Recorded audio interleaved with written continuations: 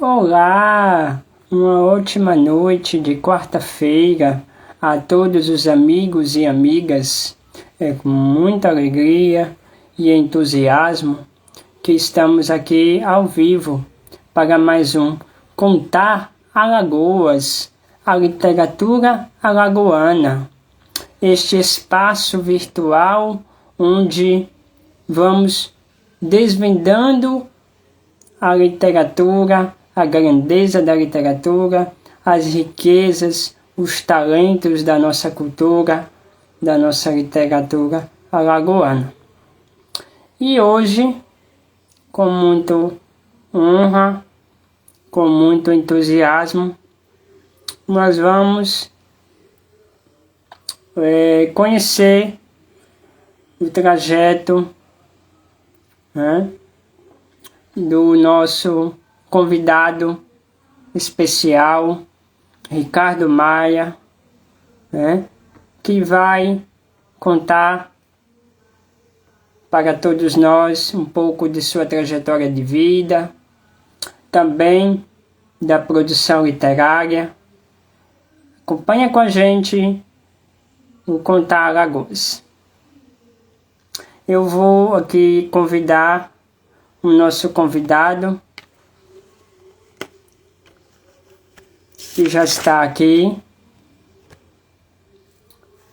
para iniciarmos o nosso Contar Alagoas.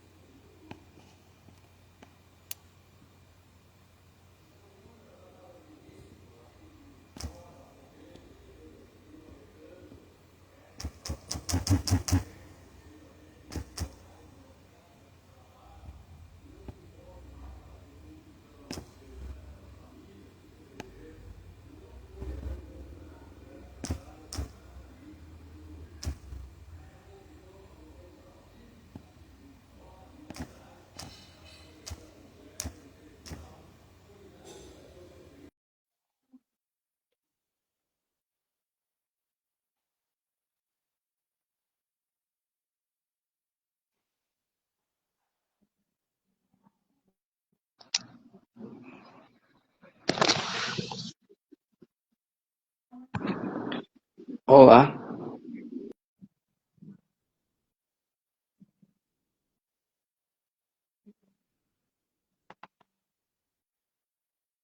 Só um momento.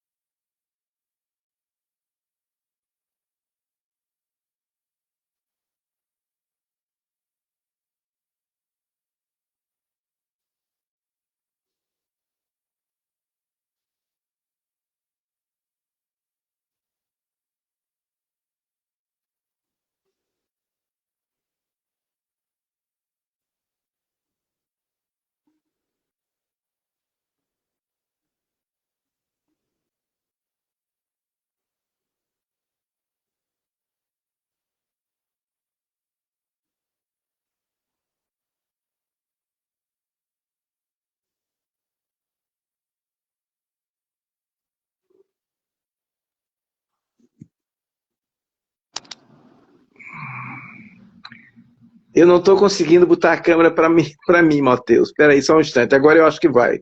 Pronto, foi. Deixa eu Aí, a luz, deixa eu apagar. seria possível você ir para um espaço com mais iluminação aí. Pronto, eu já acendi a luz aqui, porque eu estava na penumbra. Eu não gosto de muita luz em cima de mim dentro de casa. Mas, Matheus, já estamos no ar, né? Não é isso? Estamos no ar. Ah, que bom. Eu quero agradecer, Que antes alegria de te mais nada, eu quero receber, agradecer viu, o convite muito Ricardo honroso, Maia? né? Eu sou Ricardo Maia, Ricardo Ferreira de Souza Maia, mas sou mais conhecido como Ricardo Maia. Tenho 63 anos e em 2022, quando eu completei 60 anos, eu fui agraciado, privilegiado, homenageado por um escritor pernambucano, memorialista, né? Um professor aposentado da UFPE, né? Que era um parente meu que eu conheci há poucos anos atrás, o Gustavo Maia Gomes, que me deu de presente um texto sobre minha trajetória, né? Um ensaio biográfico, né? Antes disso, eu havia colaborado com ele na construção de um capítulo do livro Uma Noite em Anhumas, que ele lançou em 2024, em maio, aqui em Maceió. Aqui em Maceió é no Recife. Aqui em Maceió foi final de maio.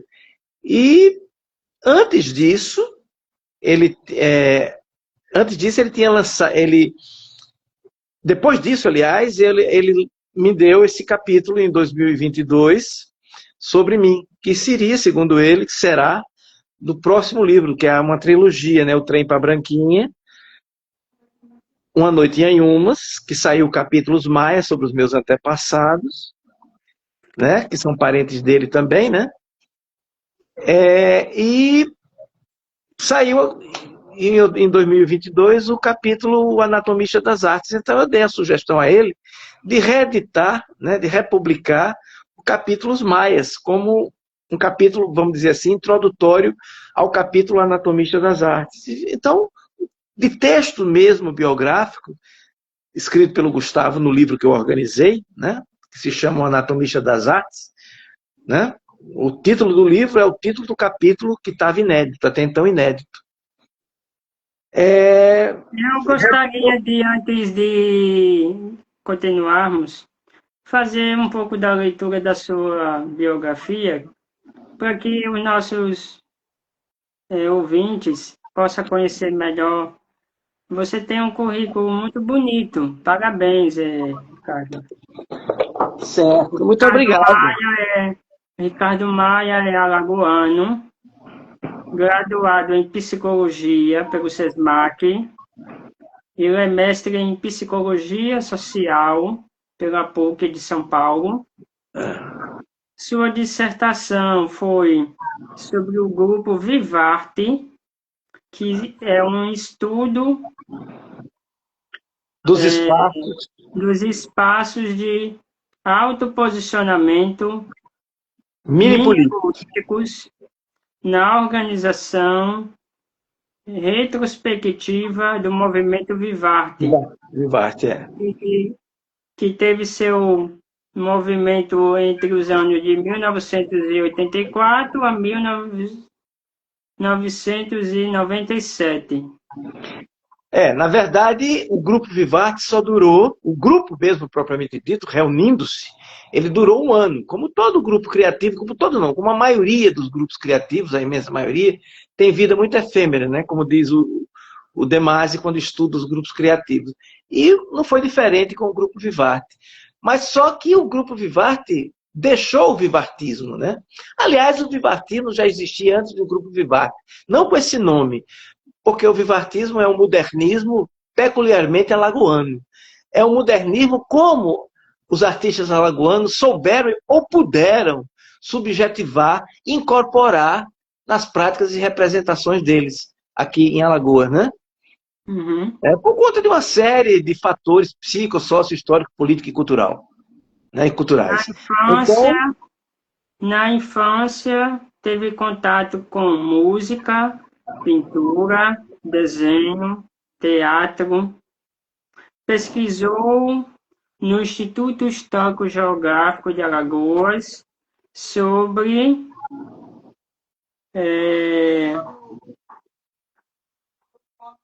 o campo artístico sim, alagoano. eu sempre Criou um grupo privilegiei o de compartilho estudos alagoano, a em alagoanidade ciências criativa. não organizacionais. Esse grupo foi intitulado GECONE, né? GECOM. Sigla. Seria um grupo de estudos em ciências organizacionais não industriais, né? Porque geralmente quando se fala em organização, a gente leva a empresas, não é? A organização é todo tipo de configuração grupal, coletiva, humana, né? Então existe uma miríade de formas, inclusive formas informais de organização social, de organizações sociais. E E o esse, Getúlio foi uma dessas, né? e Eu não esse diria grupo foi quase forma. criado com a finalidade de o quê? Pesquisar ideias criativas, né? Para estudar as ideias do sociólogo italiano Domenico De Masi sobre criatividade e grupos criativos, né? Muito bem. Interessante, né? Muito bom. E tudo isso para fundamentar, né? Para estimular, né? Construir uma linha de pesquisa, que era uma linha de pesquisa que eu tinha criado, né? Sobre arte, artista e cultura na sociedade alagoana. Uma coisa contextualizada, muito bem contextualizada. Então, a linha de pesquisa Aqui também na seria sua biografia diz que você criou uma linha de pesquisa, né, entre arte, né, artista e cultura na sociedade nos anos de 1980. não na sociedade em si, na sociedade alagoana, isso está muito especificado. Porque a ideia é estudar, valorizar, produzir reconhecimento social sobre arte, artista e cultura na sociedade alagoana. Né? Alagoana. Porque eu vinha notando uma coisa muito séria, um pouco foco nas coisas locais. Quando se falava na universidade e em outros lugares para objetos de pesquisa, era sempre coisa para fora, de fora. Pessoas amigas, inclusive, trabalhando na cultura aqui. E coisa muito pouca, muito parca, né, sobre cultura alagoana. Então, o Você é um foco dos criadores também do grupo Vivarte, de 1984, né? isso. E das mostras alternativas, cruzadas, Cruzadas plásticas, plásticas, 1987 até 88. Porque as cruzadas plásticas tentaram dar uma continuidade, pôr em prática o que se discutia no Grupo Vivarte, né? Ou seja, abrir portas fechadas aos artistas novos e novíssimos da pintura alagoana, né, das artes visuais alagoanas, porque só se divulgava, não se tinha em Facebook, Instagram naquele tempo, né, nos anos 80. Então, era colunistas sociais, era um grupo muito seleto de artistas de elite, na elite e para elite, da elite na elite e para elite, segundo a descrição do Romeu Loureiro, do crítico Loureiro, né, de Melo Loureiro.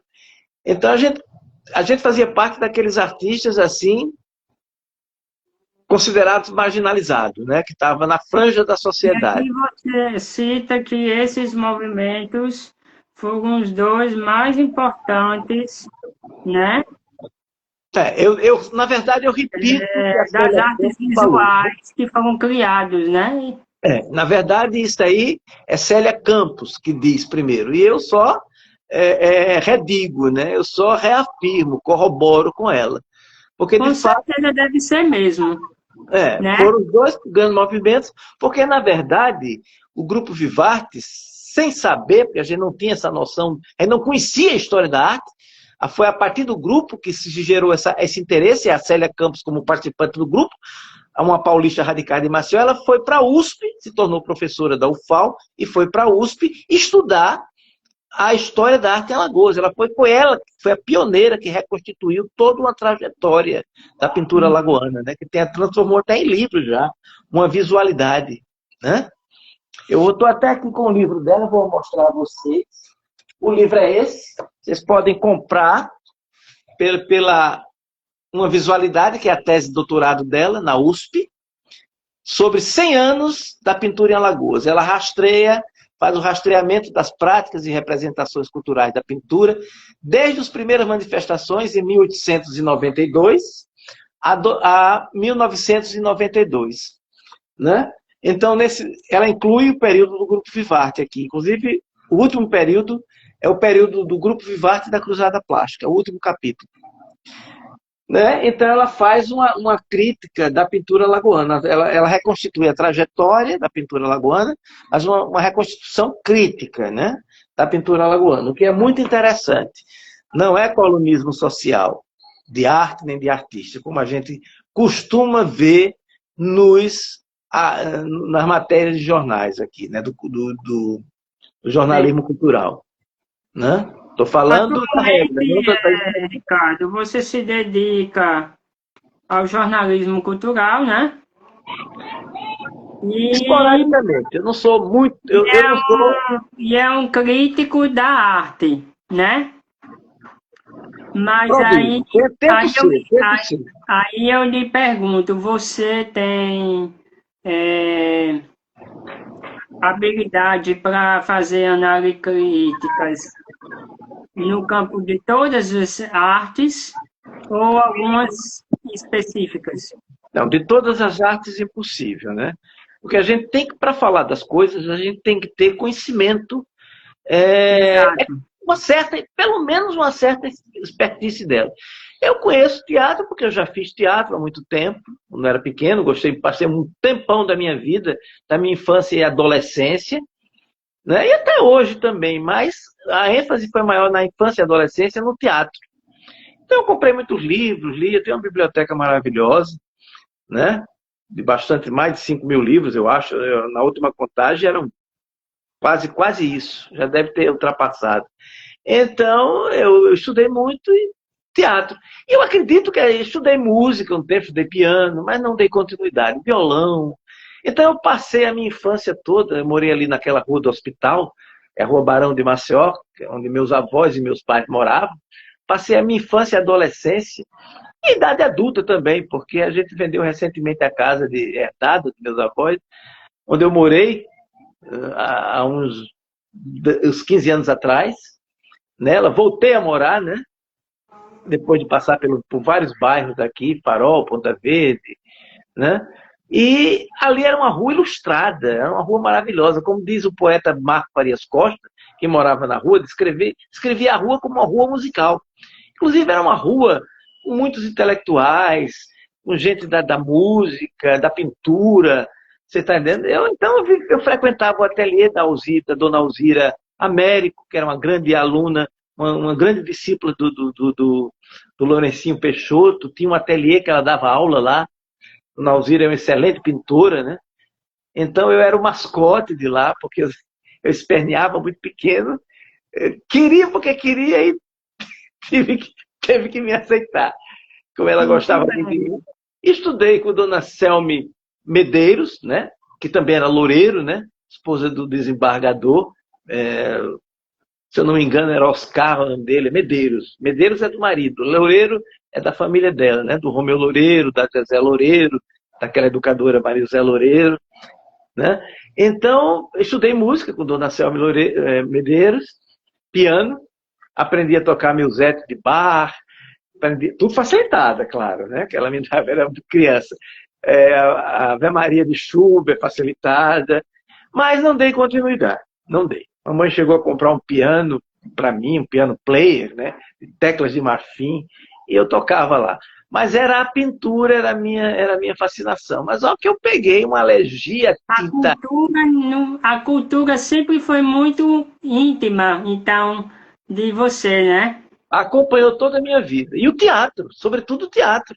Eu fui levado por Naná Magalhães, era uma conterrânea de meu pai, morava próximo, e eu assistia Naná Magalhães na peça que ela fazia uma bruxa, uma monga feiticeira, que se falasse Naná, vem ali, eu pequeno, né, dava escândalo depois da peça. Eu corria, me jogava debaixo da cama, debaixo da mesa. Era um pânico. Até que eu superei isso, né? E fui levado por Naná, aos 11 anos de idade, para fazer teatro com os filhos do Braulio Leite Júnior no grupo do Dr. Braulio Leite Júnior, né, um grande teatrólogo e memorialista da cultura aqui, um grande nome da cultura aqui. E foi quando eu conheci uma pessoa muito próxima da minha geração, Gustavo Leite, que tem nome de teatro hoje, a irmã dele, as irmãs dele, Dulce e Karina Leite, e Dona Edna Pontes, também uma grande atriz, esposa do Dr. Braulio, mãe do Gustavo, e da Dulce e da Karina, e que tive a honra de fazer teatro com esse pessoal, né?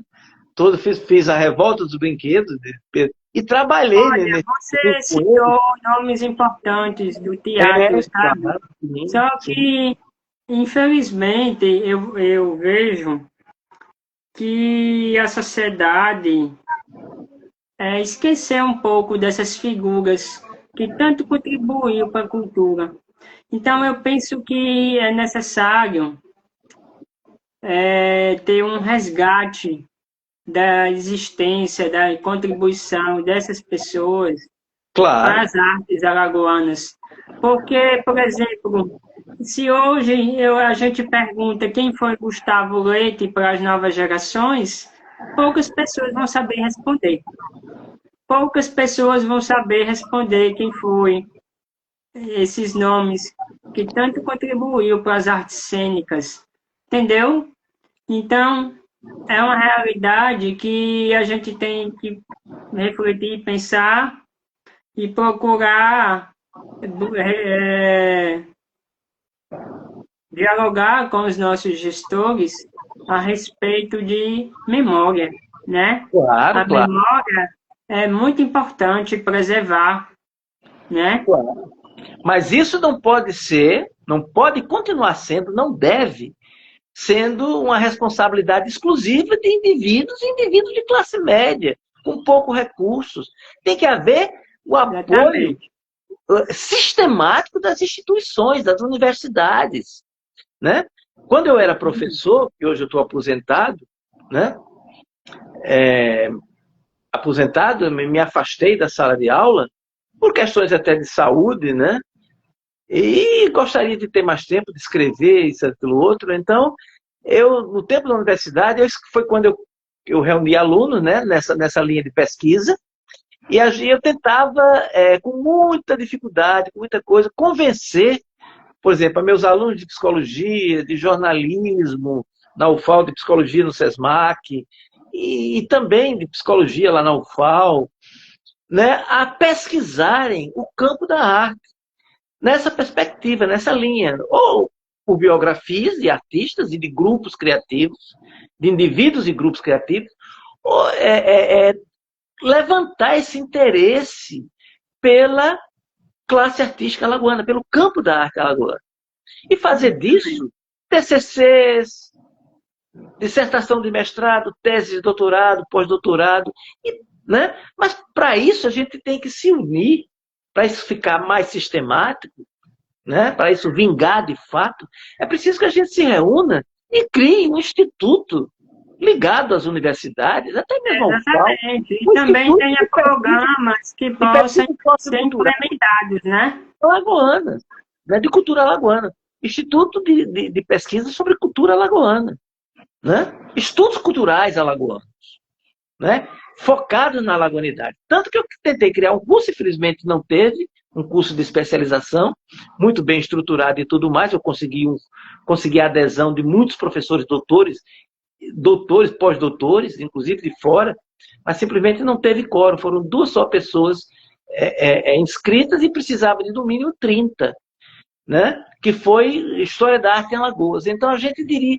uma das regras estabelecidas para quem participasse que se viesse pessoas de fora querendo estudar, fazer um trabalho de pesquisa, né, um projeto a partir de conclusão desse curso, ele teria que ser um projeto, se fosse com algum objeto de fora, indivíduo ou grupo, teria que ser em comparação com um indivíduo ou um grupo alagoano. Porque o foco, um grande motivo era colocar um foco na arte, no artista e na cultura, na sociedade alagoana, né?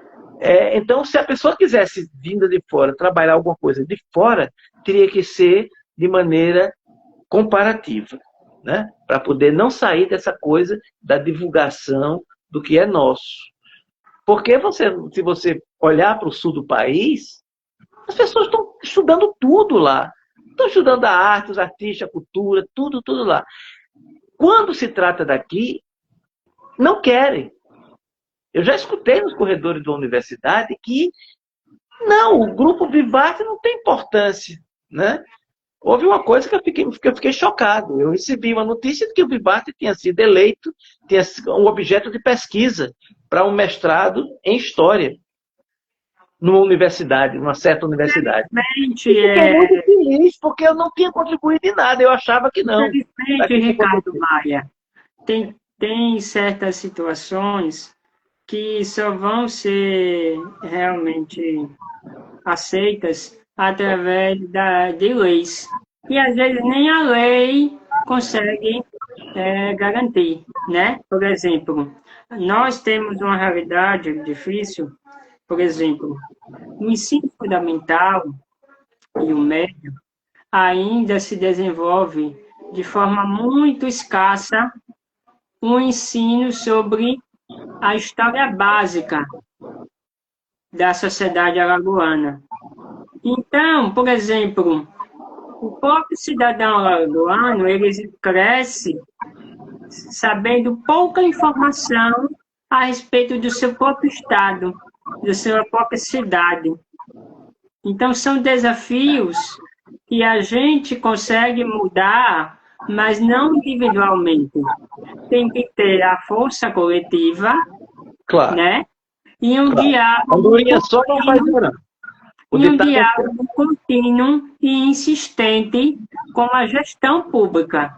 Agora, a gente sabe que nem sempre a gestão pública ela está adepta e aberta a realmente se abrir a essa necessidade. Então, aí a gente tem que ir para outros meios, né? Infelizmente, né?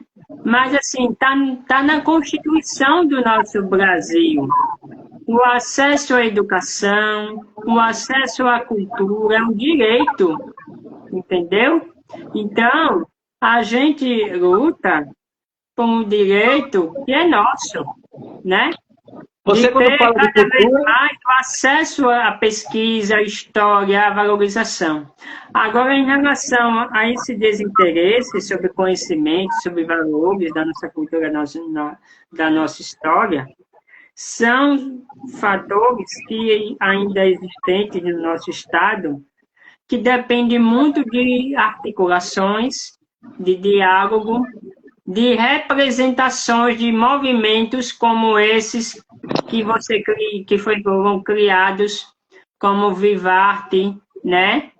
Que possam levantar mesmo essa necessidade de mais atenção, de mais incentivo à pesquisa. Por exemplo, eu percebo que também falta muito incentivo à pesquisa sobre o patrimônio histórico da nossa cidade.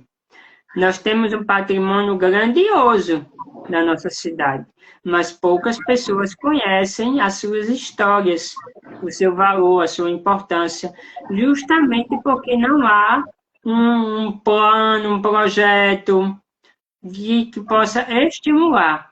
E outra, é um desafio ainda que pode ser modificado a presença da cultura e da história nas universidades, né?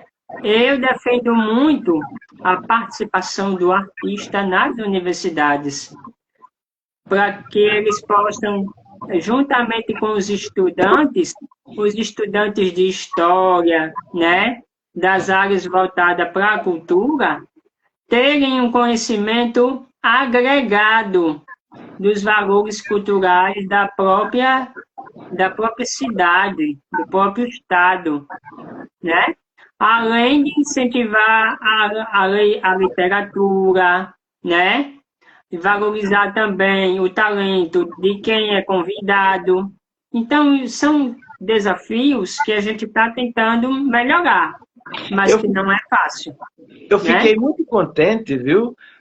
Quando eu, um tempo atrás, há uns 15 anos atrás, 20, que eu fiquei sabendo de uma linha de pesquisa no mestrado e doutorado de literatura da UFAL, que é um dos melhores do Brasil, né? Foi considerado um dos melhores do Brasil, vem sendo considerado, segundo eu soube, segundo me disseram, que a professora Dilma Bonfim, que hoje é uma professora aposentada, já há um certo tempo, ela privilegiava, ela criou uma linha de pesquisa sobre literatura alagoana. Ela só não, a professora Heloísa de Moraes, né? Mais conhecida como Loli, professora Loli. Isso me deixou muito contente. Mas você vê que tudo isso são militâncias, que eu considero militâncias, né, no mundo acadêmico, esparsas, né? Era preciso, dentro da UFAL, ou de qualquer outra universidade, ou de várias universidades, criar institutos de pesquisa, de estudos culturais, de estudos e pesquisas culturais sobre cultura ilustrada alagoana. Começar a parar de falar de cultura de um modo geral, porque cultura, todo mundo tem acesso à cultura, porque foi ser humano, civilizado, tem acesso à cultura. Agora, vamos especificar que cultura é essa.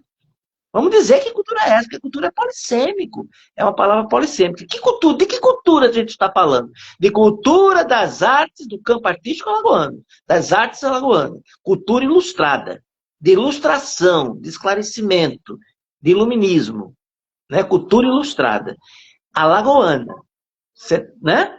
Focada na territorialidade, na produção dentro da territorialidade alagoana, da alagoanidade. Então é disso que se precisa tomar atento, né? E não ficar deixando correr, porque se deixar correr, né, como eu estava dizendo, e você entrou para falar uma coisa e eu não terminei, não concluí meu pensamento,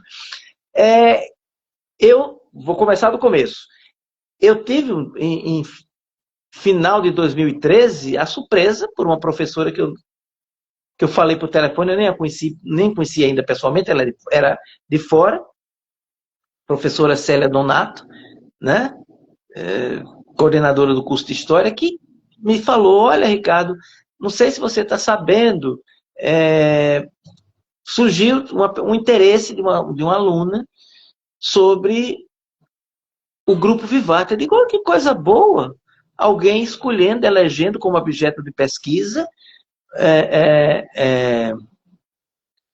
um grupo criativo alagoano, né? Focar, né? Aí eu fiquei muito contente e tudo mais, mas só que quando eu recebo o convite para ir à defesa, né?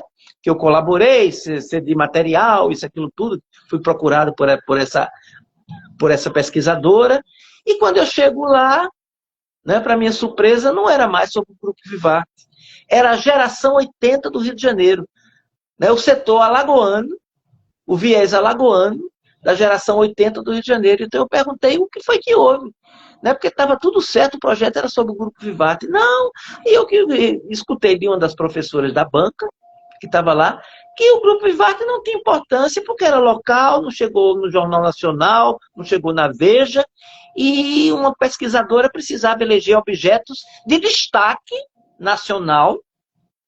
Eu fiquei assim, né? Fiquei sem entender, né? Inclusive, uma das professoras ficaram surpresa também. A Risete Vilela ficou surpresa. A Risete Costa, professora, que disse que não era o Grupo Vivace, como é que agora é a geração 80?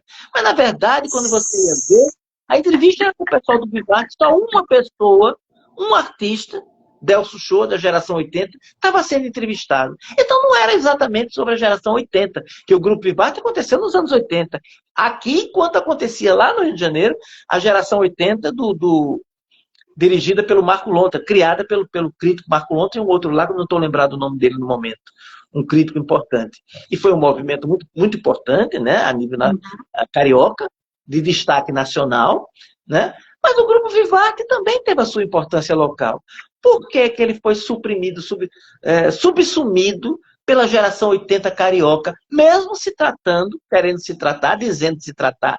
E você não compreendia no final da história se era uma análise comparativa, se não era. Me pareceu. Eu li o trabalho e confesso que não entendi nada. Sabe? Porque achei confuso demais tudo. Então, essas coisas, esse tipo de coisa precisa acabar. Todo ser humano, seja ele coletivo, todo sujeito, seja histórico, seja coletivo ou individual, isso é uma coisa que não sou eu que digo, é Félix Guattari, é autoridade de destaque mundial, como o filósofo Félix Guattari, Gilles Deleuze, Michel Foucault. Todo sujeito histórico é digno de pesquisa. É sistemático, né, Ricardo? No campo nacional não é recomendável para se eleger como objeto de pesquisa. E foi isso que eu escutei nos corredores de uma universidade. Né? Que eu fiquei surpresíssima por conta disso. Né? E foi uma decepção enorme. Eu digo, meu Deus, uma frustração. Eu vim aqui ver uma coisa e vejo outra. Quer dizer, me venderam o gato por lebre. Sabe? E isso é muito desestimulante, porque é mesmo que dizer, olha, você não tem importância nenhuma porque você é alagoano.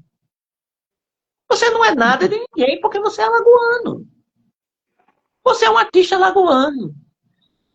Né? E a gente tem uma organização específica local. Tem um processo histórico, cultural, que é específico nosso. Que reflete de modo tardio, retardatário ou não, concomitantemente ou não com outros lugares, mas que é um processo histórico de atualização ou de desatualização, né? Que tem lugares que fazem questão de ser passadista. Quando o Grupo Vivarte surgiu, a Maceió Artística, da pintura, era um local, tinha um espírito antiquarista.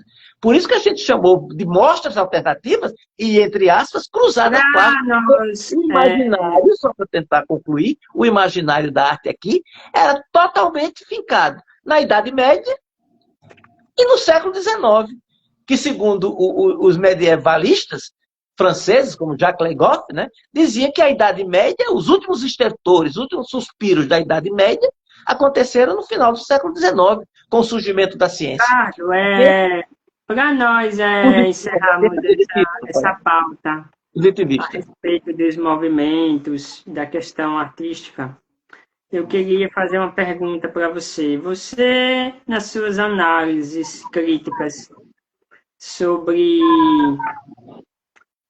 algum, por exemplo, uma expressão artística, uma arte visual, uma exposição, você se considera um analista muito rígido ou você procura ser maleável nas análises? Olha, se você tiver coragem social, tiver coragem da verdade, vamos usar uma expressão antiga que o Foucault resgatou, coragem da verdade, legitimidade acadêmica, e, sobretudo, honestidade, sobretudo e principalmente honestidade cultural, você tem que ser rígido. Você tem que dar a César o que é de César e a Deus o que é de Deus. Você está entendendo? Senão você cai no colonismo social. Eu já escutei de uma certa jornalista cultural daqui que eu perguntei a ela quando é que eu iria entrar no dossiê de fotografismo dela. Ela disse que eu não ia entrar porque ela não simpatizava, não gostava do que eu fazia. Você está entendendo? Eu digo, bom, então é o seu gosto pessoal, não é a história que você está fazendo. Então você não está fazendo história, como você está dizendo. Você está fazendo colonismo social. É diferente. Você está produzindo historiografia, mas não história. Então você tem que dizer isso, você tem que saber distinguir o que é historicismo e o que é historiografismo. É bem diferente. Porque há estudos em estudos historicistas, em história, né, acadêmica, que se utiliza como material empírico os textos de colunistas sociais, né, como material empírico. É muito válido, mas o colunismo social não é necessariamente historicista, ele é historiográfico. Então há muita confusão, porque não há uma discussão, não há um pensamento conceitual, quando se vai falar de arte em Alagoas, por exemplo. Uhum. Né? Então, tudo que se escreve é história, não é história. É historiografia, mas história é outra história. Você está entendendo? História são mais 500 em cima da historiografia. Né? Então, e a gente tem que saber separar o que é gosto pessoal e gosto artístico. Se você faz isso, você fatalmente, obviamente, consequentemente, demonstra rigidez acadêmica. Que eu não gosto dessa palavra rigidez. Eu prefiro dizer legitimidade acadêmica ou honestidade intelectual. Agora, Ricardo, quero que vamos apresentar. Você está com o livro físico aí, do Anatomista das Artes Alagoanas? Tá aqui, ó. Vamos falar um pouco deste livro. Nós gostaríamos que você contasse de forma resumida para os nossos ouvintes. Com todo prazer. Você conheceu o autor, né, do Anatomista das Artes Alagoanas, e ele fez essa homenagem para você, como você relatou no início, de escrever a sua biografia, né? Ele prefere chamar de uma estrutura biográfica para uma futura biografia. Ele, né? Mas é um gostaria que você falasse do conteúdo do que o Anatomista das Artes Alagoanas propõe, realmente. Bom, então vamos do começo. 8 dias antes de eu completar, em 2022, 60 anos, ou seja, de entrar na terceira idade, de ser voltado, a porta da terceira idade se abrir e eu entrar na terceira idade, né? Eu recebi de Gustavo Maia Gomes, um primo que eu conheci em 2018, só em 2018, um primo que tinha a idade do meu irmão mais velho, que era já à época falecido, um texto chamado Anatomista das Artes Alagoanas, e que me deixou muito feliz, né? Um texto que foi uma pesquisa muito elaborada, né? Que ele dizia, olha, Ricardo, é o primeiro texto do meu próximo livro, que será uma trilogia, né? Dará continuidade ao Trem para a Branquinha e o A Noite em Umas. É o primeiro texto, vai ser sobre você.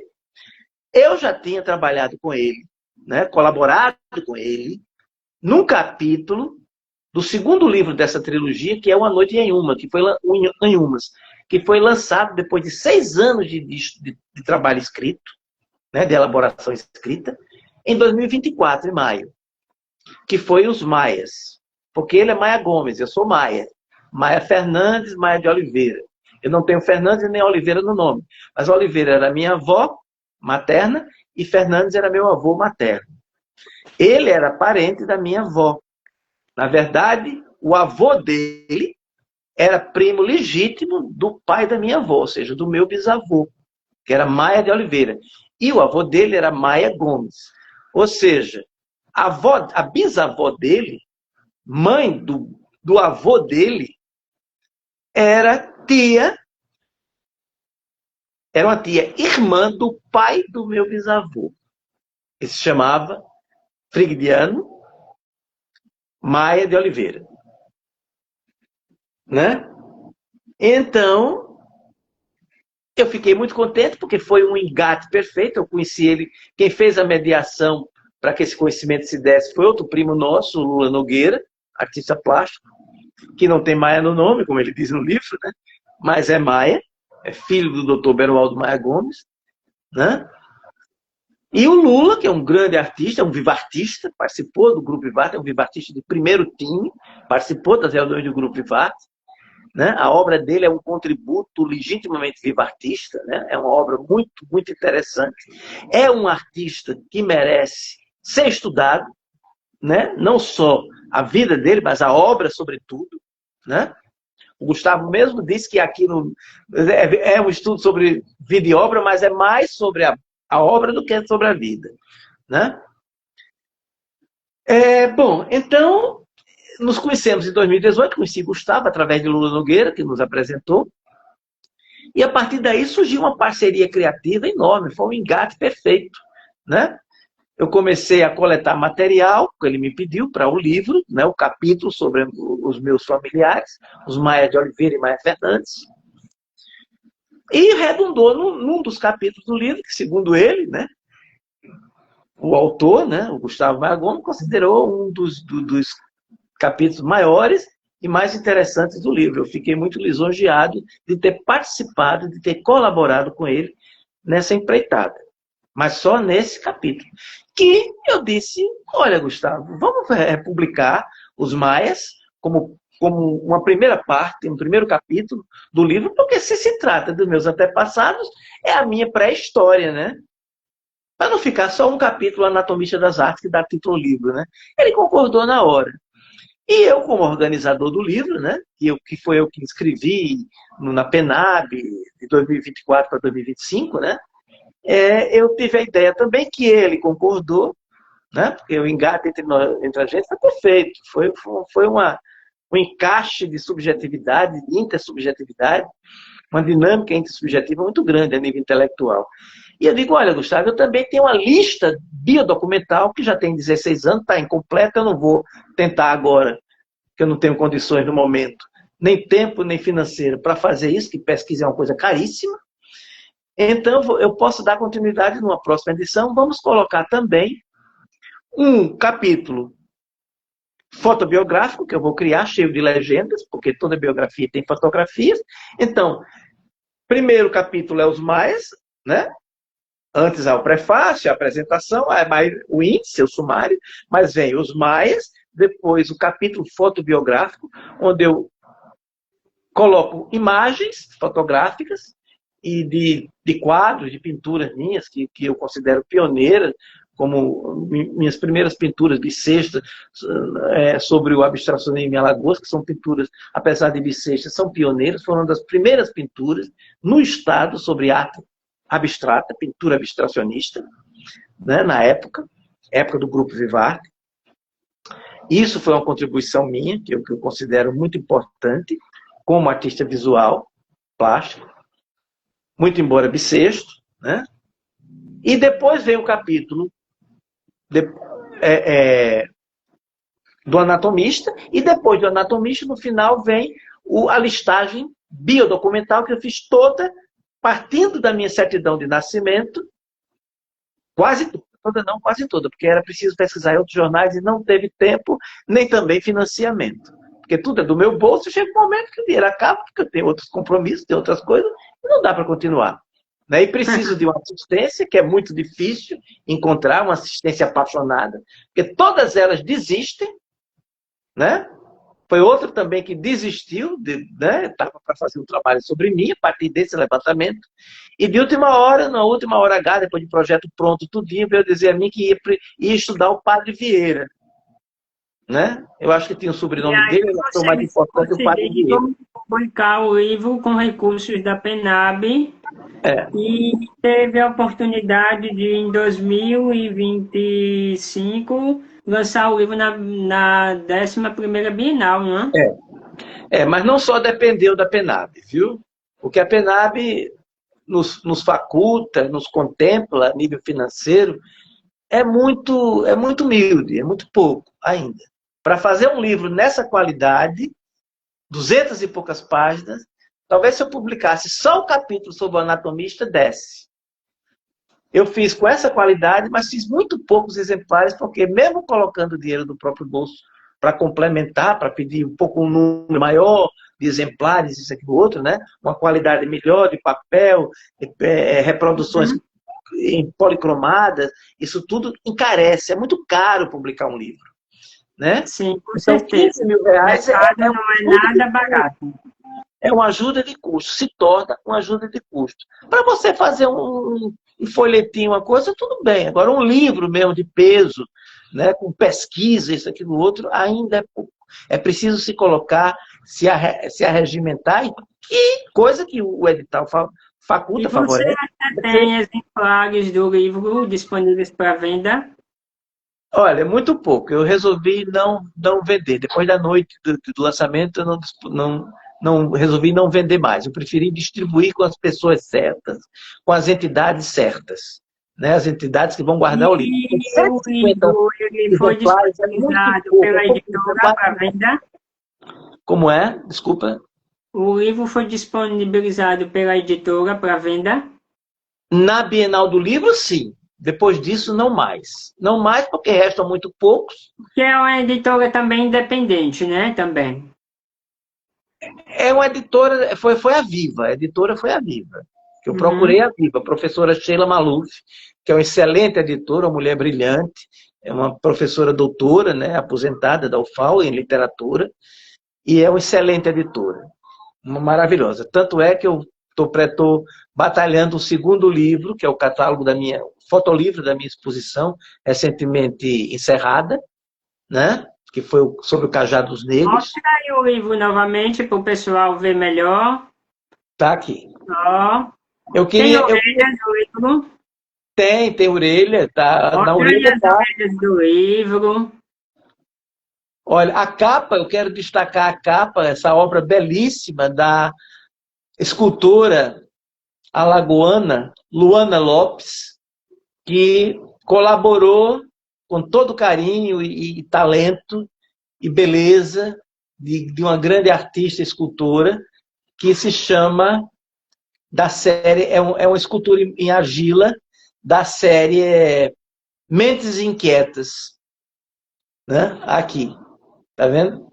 Essa escultura, essa cabeça, né, desse homem caucasiano aí de barro, né, da cor de barro, ele com o cérebro com a massa cefálica exposta, né, como se estivesse fazendo uma cirurgia. Ele é um trabalho da série Mentes Inquietas, da Luana Lopes. Eu queria agradecer aqui, registrar, registrar o meu muito obrigado à Luana, que foi carinhosíssima comigo, foi gentilíssima em ceder e me autorizar a publicar esse trabalho meu, esse trabalho dela, que foi uma foto minha, a partir de uma foto minha, quando estava exposto numa exposição lá na Galeria da Liteal, em 2017 ou 2018, não me lembro ao certo, por esses anos. Ok? Então, se alguém quiser, eu deixei 10 exemplares, como de praxe, né? Segundo a exigência do edital, eu deixei 10 exemplares na Biblioteca Pública Estadual Graciliano Ramos. É um bom número para quem queira, né, ler o livro, né? Pede-se emprestado à biblioteca, mas eu Certeza. pretendo, em breve, né, Vale a espero que pena fazer uma leitura fazer grandiosa, uma né? segunda edição, revista e ampliada, certo? Daqui. Aí eu vou ampliar, vou atualizar a lista biodocumental, vou fazer uma melhor revisão, porque o livro, depois que eu li, eu vi que careceu de uma revisão profissional, e a pior revisão quem pior revisor de um livro é o seu autor, o organizador, certo? Mas aí está aqui. Ricardo, eu Diga. quero só enfatizar também que a Biblioteca Pública Estadual, ela está com um projeto de criação de uma biblioteca virtual, né? Então, por exemplo, os Maravilhoso. livros, os livros que você publicar, você pode mandar fazer uma versão tipo e-book ou PDF, entendeu? Sei, sei, Do sei. livro e Perfeito, pode perfeito. disponibilizar para esse sistema. É Claro, muito claro. bom. Maravilhosa essa ideia. Uma ideia que É, eu quero sugerir, né? Que eu sempre tenho, mas eu preciso de um estímulo grupal para fazer as coisas, sabe? muito bem. Como todo mundo, né? Porque eu não só, eu sou convencido, eu sou um coletivista. Eu sou um cara muito centrado em mim, mas também sou muito coletivista quando se fala de projeto. Projetos coletivos. Tem que haver coletividade, tem que haver espírito de corpo, de grupo. Promover seminários sobre cultura alagoana a partir de leituras, de seminários, de teses sobre cultura ilustrada alagoana. Por exemplo, um seminário sobre esse livro, o conteúdo dele. Outro, especificamente sobre este livro aqui, sobre cada capítulo. Seminário de um dia só não, de vários dias, né? Dependendo do número de capítulos, um capítulo por dia, ou por turno, um de tarde, um de manhã, outro de tarde, outro de noite. Você está entendendo? Como só uma gincana de cultural, em que a pessoa vai ter aulas a partir de seminários, né? Sobre teses e estudos, de divulgar a produção de conhecimento sobre o campo, reunir esse conhecimento e divulgar. Isso dá trabalho. O problema é que a gente precisa, para ter esse investimento, precisa descobrir o sentido para ele. E para descobrir esse sentido, é preciso ter a importância desse sentido. Né? E para se ter a importância desse sentido, é preciso ter a divulgação desses saberes, que é muito pouco divulgado, na minha opinião. É verdade. Por isso que eu acho um podcast como esse seu, um programa como esse seu, uma coisa importantíssima, uma honra para a cultura alagoana, para os artistas. Eu quero lhe parabenizar e agradecer mais uma vez o seu convite. Né? Vamos fazer leituras. Né? Não sarau, que é uma coisa tão antiga, não vamos estar regredindo, vamos fazer assim um ciclo de leitura dramatizada de poesia, né? No teatro de arena, que é uma coisa mais aconchegante, mais próxima. Porque não adianta fazer isso no Teatro Deodoro. É preciso uma coisa mais próxima, né? Até para formar um público a partir de uma aglomeração menor. Precisa também espaços dedicados à cultura ser mais utilizados. É preciso reunir produtores culturais, não adianta fazer uma coisa sozinho. Tem que ser projetos sistematicamente elaborados. E elaborados de modo profissional. Nada com acordes, com muita coisa do coração, porque quando bota isso, desvirtua, na minha opinião. Porque o que a gente precisa é de cérebros, de razão, mais do que coração. Coração já tem demais. Tem uma explosão coronária enorme. E daí uma cultura, eu acho que por isso que essa coisa infartada. Né? A gente tem que partir para o cérebro, para a cerebralidade, para o planejamento, para a organização sistemática das coisas. Você está entendendo? A nível de produção cultural. Pensar. É preciso pensar as ações participativas, né? Na cultura alagoana. Sem isso, a coisa não vai funcionar. Se botar muito nos acordes, na cordialidade, a coisa vai para o brejo. A coisa se torna muito sublime, muito bonitinha e não adianta, porque Alagoas ainda é do vale quanto pesa ou é por quilo.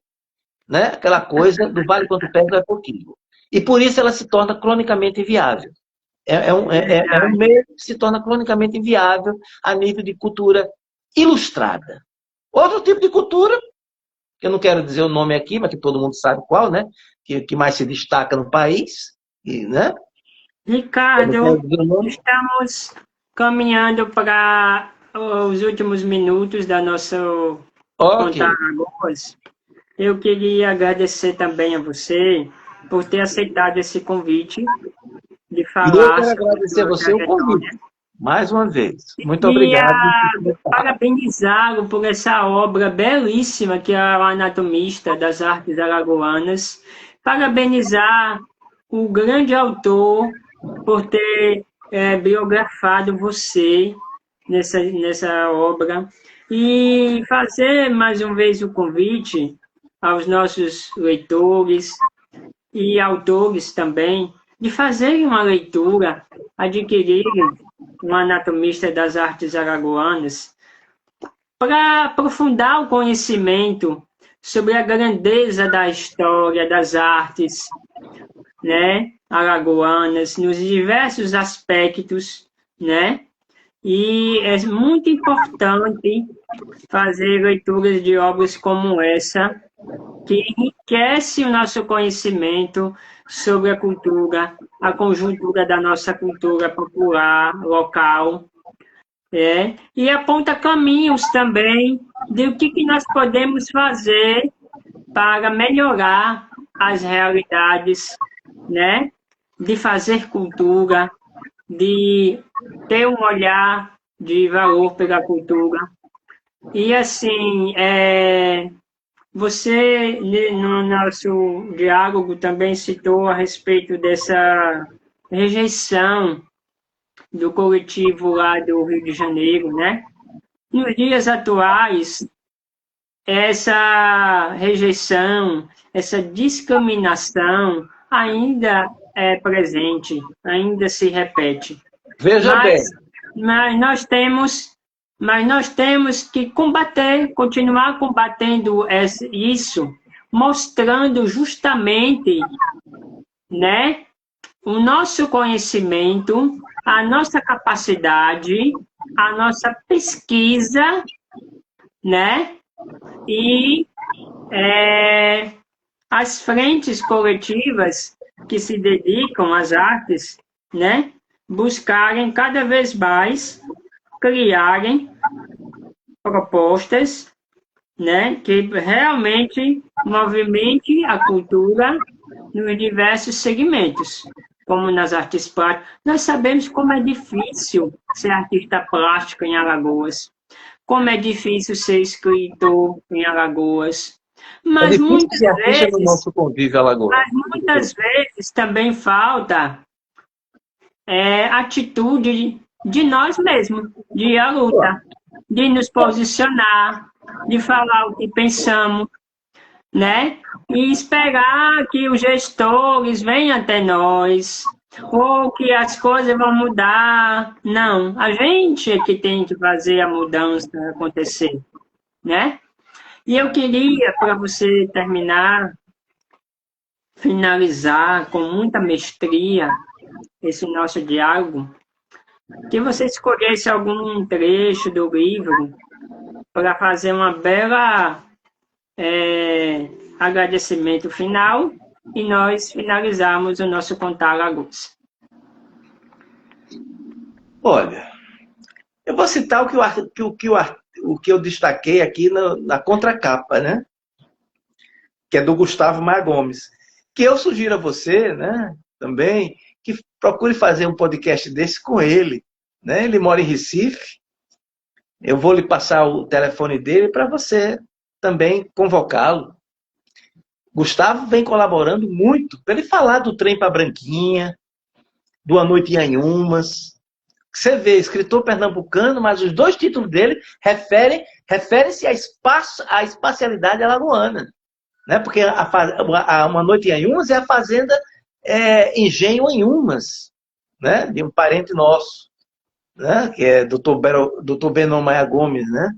Da viúva, que agora tá sob o auspício da Isabel Maia Gomes, neta dele, né? Do Dr. Benon. E também o Trem para Branquinha, Branquinha que ele elege. Muito embora não fale só de Alagoas, fale da interação entre Pernambuco e Alagoas, né? No livro. Aliás, nos dois livros, né? Ele está sempre falando dessa interação histórica entre Pernambuco e Alagoas. Bom, Gustavo diz aqui num dos trechos desse livro, ele diz o seguinte: este artigo, se artigo for, oferece uma visão panorâmica da vida e obra de Ricardo Maia no momento em que ele completa 60 anos. Mais da obra do que da vida. Nele reúno e organizo informações úteis para uma possível futura biografia do artista e do intelectual, a quem chamo anatomista das artes em Alagoas. Quer dizer, anatomista das artes é um personagem conceitual que ele utiliza, vamos usar aqui um conceito de Deleuze, né, no que é filosofia. Personagem conceitual. Então, o anatomista aqui é um personagem conceitual. Né? É um relato isento de propósitos críticos ou apologéticos, o que eu acho perfeito. Nada de colonismo social. Nada de maior, do melhor, do único. Nada disso. Isso é beletrismo. Vamos fazer uma análise crítica, sócio-historiográfica, você está entendendo? Ou pelo menos densamente descritiva. Né? Porque todo indivíduo ele não se separa do contexto, porque ele é psicossocial, ele é sócio-histórico. O indivíduo não está apartado do contexto. Não tem como. Né? Então ele diz, é um relato isento de propósitos críticos e apologéticos, escasso em adjetivos, exceto em algumas citações, isso não pude controlar por completo, cingido aos fatos, realizações e eventos de maior visibilidade pertinentes a ele próprio e ao mundo onde tem vivido. Quer dizer, é história cultural alagoana. Não é a minha vida. É a minha vida dos outros, como diria o jornalista Zueni Ventura, quando escreveu 1968, o ano que não terminou. Era a vida dele, dos outros. Ele disse, esse livro é a minha vida dos outros. Porque a nossa vida é constituída de outros. Né? O nosso eu é constituído de outros eus, de outros. Né? Então, o Gustavo diz mais aqui. Deixa eu ver. Ele diz, cingido aos fatos, né? Está mais para o inventário, ele diz que este livro está mais para o inventário seletivo do que para a história. Então, por isso que ele nunca quer considerar exatamente uma biografia. Ele prefere considerar uma estrutura para uma futura biografia. Né? Está mais para um inventário seletivo. As narrativas incluídas aqui e ali são poucas. Foram o meio que achei para atenuar as semelhanças entre o presente texto e os roteiros, aí ele tira uma chifra, uma brincadeira, para os roteiros de Serra Velho, aquela brincadeira politicamente incorreta a que muitos jovens se dedicam nas quartas-feiras de Semana Santa. Ele ainda teve esse humor aqui. Pois é, Gustavo Maia Gomes escreveu isso.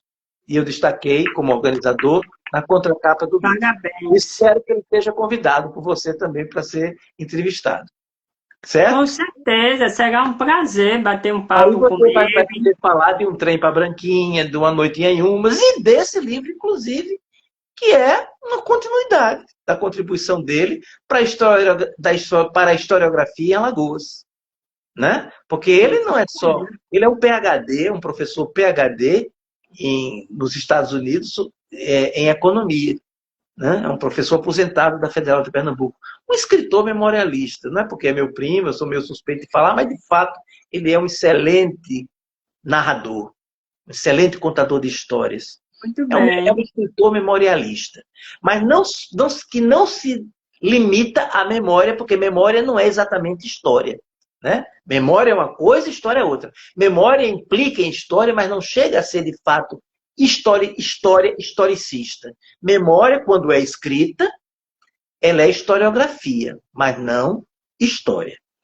E ele fez um trabalho de memória e história. Ou seja, um trabalho de memória escrita com senso e responsabilidade historicista. Tudo foi checado, as informações foram todas checadas, e, entendeu? E criticadas, e analisadas, e comentadas de modo apreciativo, crítico, né? Muito interessante o trabalho dele. Eu fiquei muito contente.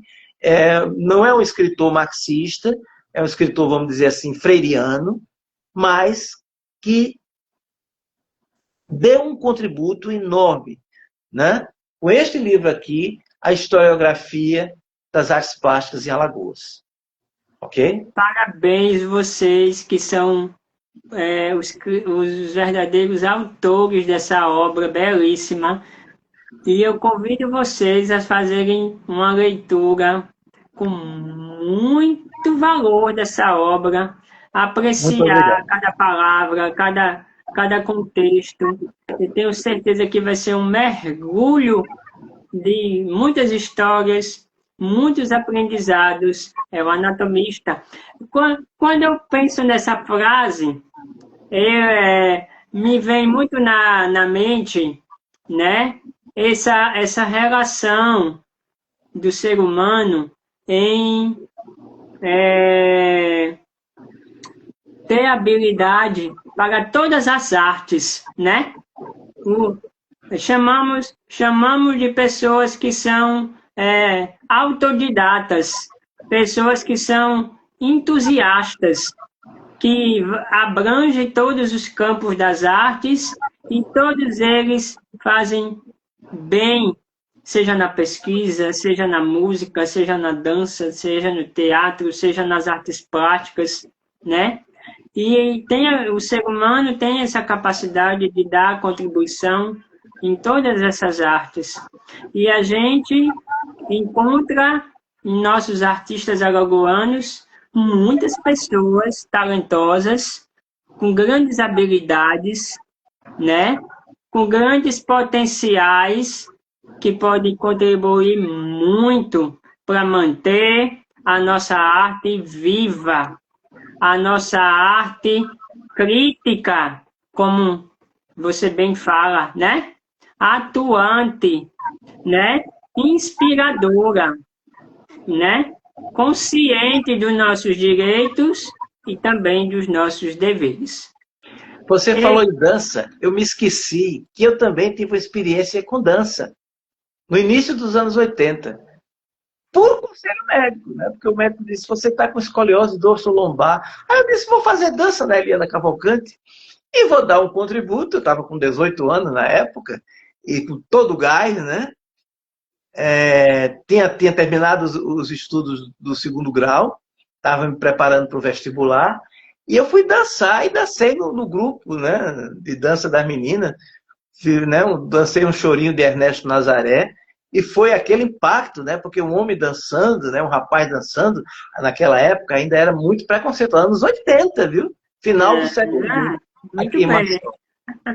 E teve essa passagem também pelo campo da dança. Não só da música, do teatro, mas da dança também. Mas foi artes plásticas e agora a fotografia, que é visualidade também, que me capturou a subjetividade criativa.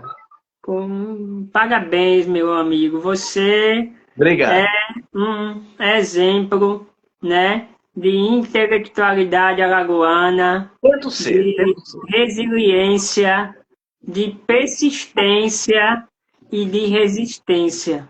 E que você continue... Sobretudo resistência. E continue seguindo nessa jornada belíssima aí, né? Com tudo aquilo que você já conquistou e ainda vai conquistar, porque tem muitos projetos que podem ser desenvolvidos aí, que possa contar com sua contribuição nas artes da nossa cultura alagoana. Okay. Eu quero agradecer a todas as pessoas que estão nos acompanhando aqui nas redes sociais. Muito obrigado a todos que estão acompanhando. Muito obrigado por nos acompanhar, por nos prestigiar.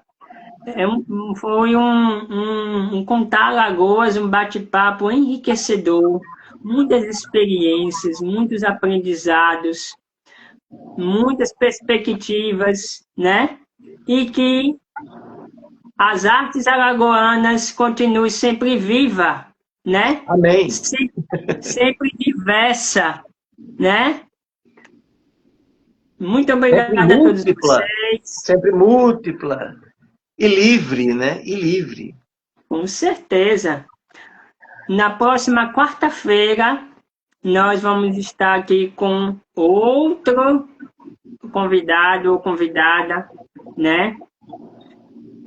Continue nos acompanhando, divulgando, porque a proposta de Contar Alagoas é justamente essa: trazer pessoas, artistas, né, que possam divulgar os valores da nossa cultura, da nossa história, né, alagoana, que possam expressar seus pensamentos e contribuir, né, para uma sociedade mais humana. Né? Esse programa esse podcast está sendo gravado, ele vai ser posto no YouTube? Quando finalizarmos aqui, vai estar no Instagram. Ótimo, que coisa boa. Bom? Vou guardar o link nos meus arquivos. Vou então, guardar a todos vocês, uma excelente noite de quarta-feira. Compartilhe o link aqui da nossa live. A todos vocês, amigos e amigas, literários, meus leitores que nos acompanham, né? Admiradores e amigos do Ricardo Maia, né? Continue acompanhando ele nos perfis, compartilhando. E vamos anatomizar, vamos levar a literatura e a arte alagoana, que merece todo o nosso valor. Ok. Um abraço para todos. Um Boa noite. abraço. Boa noite.